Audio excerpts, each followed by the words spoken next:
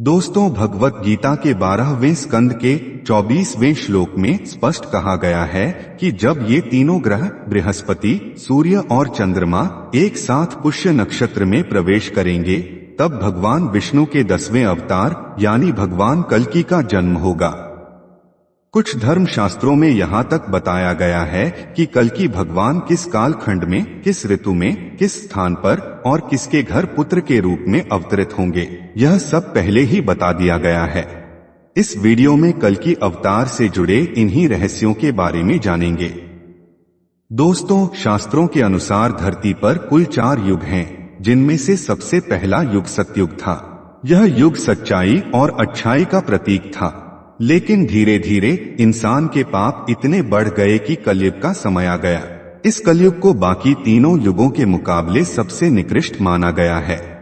भगवत गीता में चतुर्थ अध्याय के 8वें श्लोक में श्री कृष्ण ने कहा है, परित्राणाय साधूनां विनाशाय च दुष्कृता धर्म संस्थापनार्थाय संभवामि युगे युगे। इस श्लोक में श्री कृष्ण कहते हैं, सज्जन पुरुषों के कल्याण के लिए, दुष्कर्मियों के विनाश के लिए और धर्म की पुनः स्थापना के लिए मैं युगों युगों से जन्म लेता आया हूँ।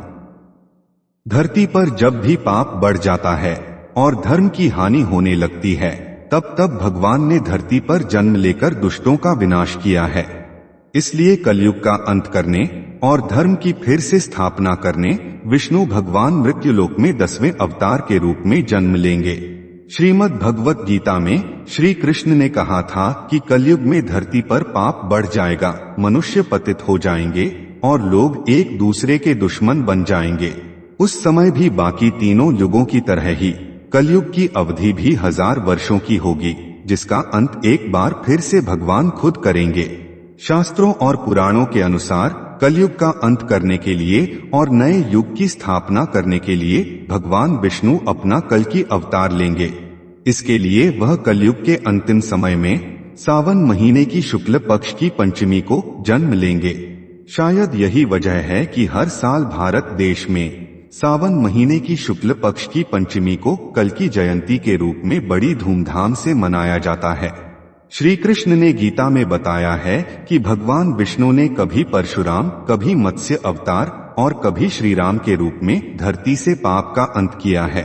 कलयुग में जब पाप और अधर्म अपनी चरम सीमा को पार कर जाएंगे, तब एक बार फिर से भगवान विष्णु कल्कि अवतार धारण कर धरती पर जन्म लेंगे। दोस्तों, अभी तक भगवान विष्णु के 9 अवतार हो चुके हैं। कल्कि अवतार भगवान का 10वां अवतार होगा, जिसका उद्देश्य कलयुग का अंत करके धर्म युग की पुनः स्थापना करना है। कल्कि अवतार का उल्लेख अग्नि पुराण के 16वें अध्याय में भी मिलता है। यहाँ पर कल्कि अवतार का चित्रण धनुष बाण धारण किए हुए एक घुड़सवार के रूप में किया गया है। स्कंद पुराण के 10वें अध्याय में स्पष्ट वर्णित है कि कलयुग में भगवान विष्णु का अवतार कल्कि के रूप में संभल ग्राम में होगा। कल्कि पुराण के अनुसार वह हाथ में चमचमाती हुई तलवार लिए सफेद घोड़े पर सवार होकर युद्ध और विजय के लिए निकलेंगे तथा म्लेच्छों को पराजित कर सनातन धर्म की स्थापना करेंगे।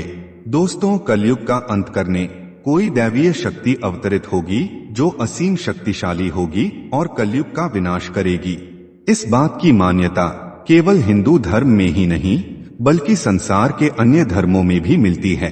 पुराणों में 5000 साल पहले ही लिखा गया था कि भगवान कल्कि उत्तर प्रदेश के मुरादाबाद जिले के शंभल नामक स्थान पर विष्णुईशा नामक तपस्वी ब्राह्मण के घर में पुत्र रूप में जन्म लेंगे।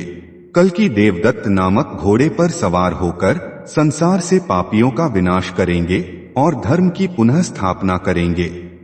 जैसा कि हमने आपको पहले बताया, भगवत गीता के 12वें स्कंद के 24वें श्लोक के अनुसार भगवान कल्कि यानी विष्णु के 10वें अवतार का जन्म तब होना निश्चित है जब सावन महीने की शुक्ल पक्ष की पंचमी को यह 3 ग्रह बृहस्पति, सूर्य और चंद्र एक साथ पुष्य नक्षत्र में दाखिल होंगे। उनके जन्म लेते ही एक बार फिर से संसार में पाप कम होने लगेंगे। शास्त्रों के अनुसार कलयुग की अवधि 4,32,000 वर्ष की है, जिसमें से अभी केवल लगभग 5000 साल ही पूरे हुए हैं। ऐसे में कलयुग का अंत अभी बेहद दूर है। इसका अर्थ यह हुआ कि कल्कि अवतार का समय भी बहुत बाद है, लेकिन गलत खबर फैलाने वालों की आजकल कमी नहीं है। सतयुग को एक समय में स्वर्ग युग माना जाता था, लेकिन इस युग के बाद इंसान धीरे धीरे पतन की ओर बढ़ता चला गया और आज समय इस कदर बीत चुका है कि लोग अपनों के ही दुश्मन बनते जा रहे हैं। लालच और क्रोध ने इंसान के अंदर की इंसानियत को खत्म कर दिया है। लेकिन जब श्री विष्णु का 10वां अवतार धरती पर जन्म लेगा तो एक बार फिर से इंसानों की बुद्धि लौट आएगी और बुराई का अंत होना शुरू हो जाएगा। दोस्तों, इस बात पर आसानी से विश्वास हो जाता है कि पुराणों की यह सभी बातें हमारे चारों ओर जैसे आज सत्य हो रही हैं, वैसे ही भविष्य में भी सही होंगी और कल की अवतार होगा। दोस्तों, इस मृत्युलोक के क्रम को बनाए रखने के लिए स्त्रियों का बहुत बड़ा योगदान है। भगवान का स्त्रियों की रचना करने के पीछे एक उद्देश्य यह भी था, इसीलिए स्त्रियों को हमारे धर्म ग्रंथों में उच्च स्थान दिया गया है।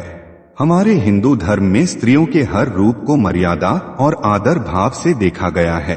कलयुग में जब स्त्रियों का शोषण होने लगेगा, जब स्त्रियां अपने ही घरों में सुरक्षित नहीं रहेंगी, व्यभिचार बढ़ जाएगा, तब कलयुग का अंत निकट होगा। स्त्रियों में ऐसे कौन से बदलाव होंगे जिससे कलयुग का अंत होना निश्चित हो जाएगा? आइए जानते हैं इसे अपनी अगली वीडियो में।